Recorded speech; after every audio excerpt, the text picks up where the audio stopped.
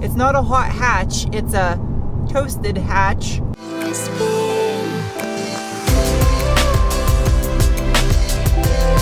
Hello, fine people of the interwebs. It's your favorite without a warehouse Sarah here with another car review. That was so sad. I'm without a warehouse. I'm just out in the middle of nowhere filming a car review. Today I'm reviewing the 2021 Mazda 3 Turbo. I'm so excited. I've been wanting to review one of these things since I first heard a whisper that they were going to do this. I don't think the average person is gonna be able to tell the difference between this turbo Mazda 3 and the non-turbo base model. They kind of took a play out of the Volkswagen Golf R playbook by going super low key on the styling, which makes this thing a sleeper. I mean, it has more torque than a Subaru STI and it's all-wheel drive. The only thing that really stands out in the front end is this gloss black front lip that lets you know there's a little something special going on with this Mazda 3. This Premium Plus Trim Spec 3 Turbo comes with these 18-inch gloss black wheels that are oddly enough wrapped in a 215/45 Bridgestone Turanza EL 440 tire. Not exactly a performance tire, but I was kind of surprised this is all they went with for the brakes on this turbo model. I'm sure they'll probably get the job done, but they definitely don't look like anything fancy. I'm a fan of the side skirts on this car though. I like this little subtle matte black plastic lip that goes all the way down the side of the car. It's low key, but it's nice. I wouldn't exactly compare this against the Mazdaspeed3, but I will say this. Unlike that previous generation of Mazda 3, you can now get the turbo engine in either a sedan or a hatchback body style. But clearly, as you can see right here, this is the only body style you should choose because look at the back end of this car. It is so sexy. And there is little subtle differences that set this turbo version apart, like it has this larger gloss black rear spoiler, as well as larger diameter dual exhaust tips. And, yep, they're real, they're not fake plastic tips molded into the bumper. There's also little badges that let you know too, all-wheel drive and Sky Active Turbo. Look at these taillights though, so sexy. You see that pearl right there? That's that Soul Crystal red. It's gorgeous. All right, storage, come through. Not bad, not bad. See? Storage. Ooh, the light back here is LED. Where's the subwoofer? I can hear it, I just don't see it. Hello, camera. Most of the changes for 2021 happened underneath the hood where it's most important, and don't worry, we'll nerd out in the garage on that in a little bit. But as far as the interior goes, since I did review this generation of Mazda 3 hatchback already, there's a link up above, they'll get you caught up. I'm gonna just cover a little bit of the things in here that stand out about the car. Namely, the quality of the interior is absolutely exceptional. That's what stands out the most about the Mazda 3s. Back seat on the turbo hatchback is the same as the back seat on the non-turbo hatchback. The Mazda went through quite a bit of effort to make sure every single surface in here is soft to the touch, because we all know how journalists love to shove their fingers into materials inside cars to see if they're cheap or not. This one's not. This is really nice. I have a trifecta of stupid going on here in the center console. I'm just gonna shove you guys back in there for now. That's so mean. I can't do that. You poor things. And because of the fact that this one is painted Soul Red Crystal, it does have the black leatherette with the brown stitching and the little subtle chrome accents and brushed aluminium over the grills on the speakers that say Bose, which also the Bose sound system, bueno. It's kind of like an interior that I feel like you could match an outfit to. It's very fashionable in here.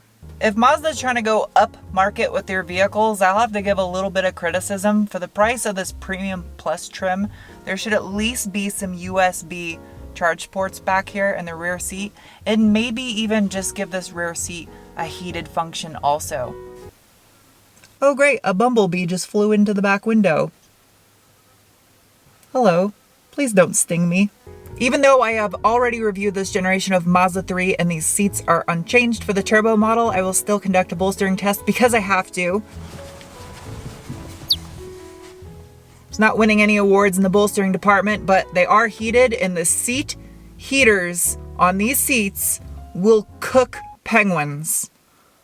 That's why they're all gathered up in the rear armrest back there. They're terrified of being cooked because these seat heaters are intense. It will get uncomfortable quick on the third setting. I think it's because if you're wearing thick clothing in a winter climate, like a snowsuit or something, you want the heat to go through all the way.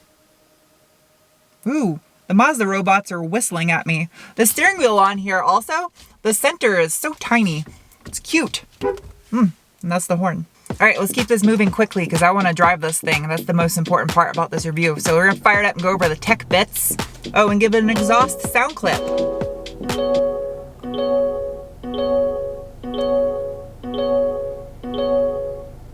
And it dings quite a bit when you start it, just FYI.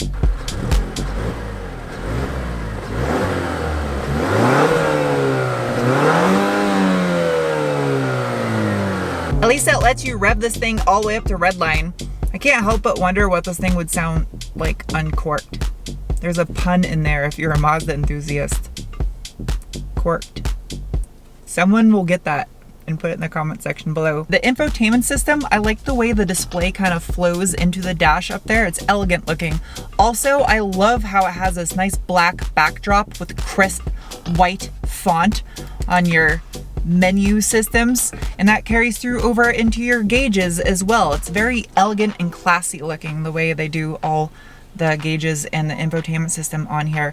Now, the one thing I found that was kind of silly is it's a $450 option extra for navigation, which means this little SD card right here stuck into the dashboard is worth $450. That's crazy. Just use the navigation on your smartphone, which is totally possible because this does have fruit and robot compatibility to make that easy for you. I guess the backseat passengers are SOL if they want to turn on their rear light because they don't have a button either back here. This Premium Plus package does come with quite a few safety features, as you should expect for the price of this car.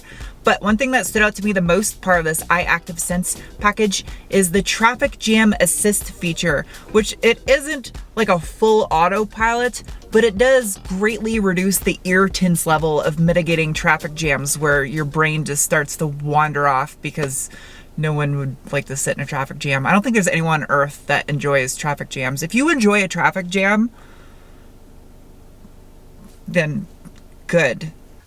Two of you don't have to sit in there. You could sit in the door cup holders if you wanted to. Okay. As far as drive modes go, you have sport and off. You can also defeat your traction control, and it's all-wheel drive, and we're gonna see what this thing can do here in a second. So let's go. Seat belts, penguins. Oh, they're in a cup holder. I don't think you need seatbelts if you're in a cup holder. I think that's an exception to the rule. In the name of science, it is now time to give it the beans. I'm gonna slap this thing into manual mode, put it into sport, disable traction control, and I'll give this thing a little bit of assistance and let it eat. Ready? Go. Oh, it chirped the tires. Got a short shift to this thing though. If you bring it all the way up to redline, it bogs super hard. All right, that's good enough. This thing's quick. This thing is super quick.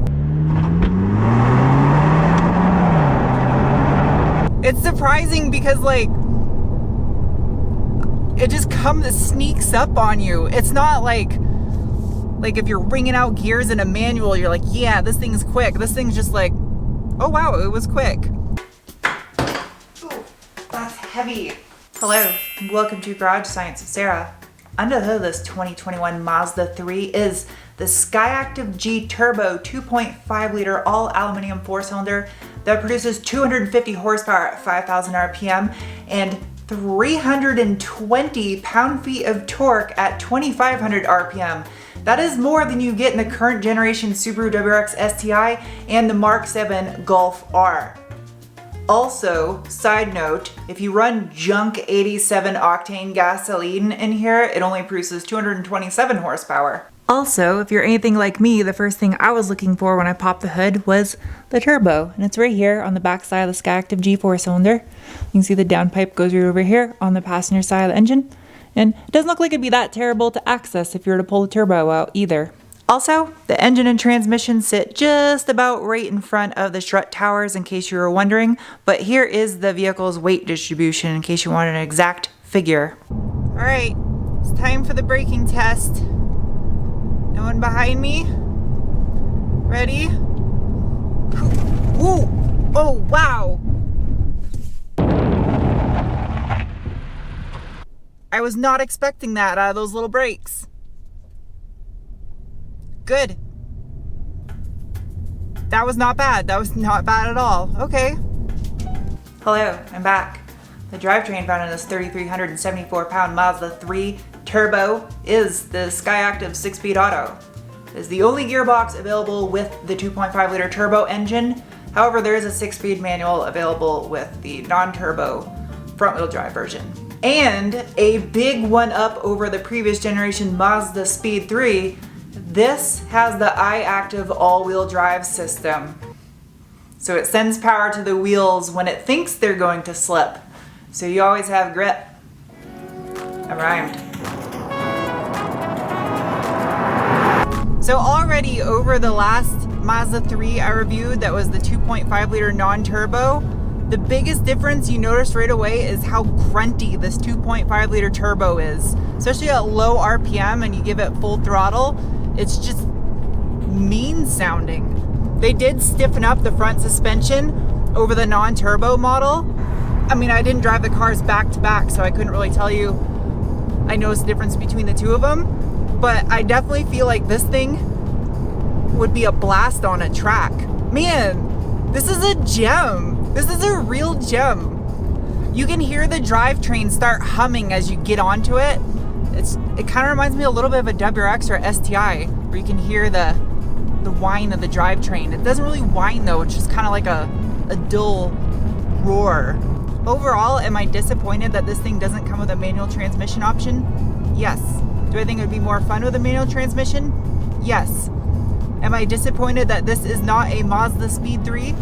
No, because whatever you want to call this, it's not a hot hatch, it's a toasted hatch. It's nice, I like it. I would still like to modify one and see what you can eke out of it, but I don't know, this is a great car to drive around in, and I imagine it would be an absolute blast in a snowy environment. If you guys never seen one of my car reviews before, I have multiple categories to rate and assess them. That is on the fringe of making any sense whatsoever.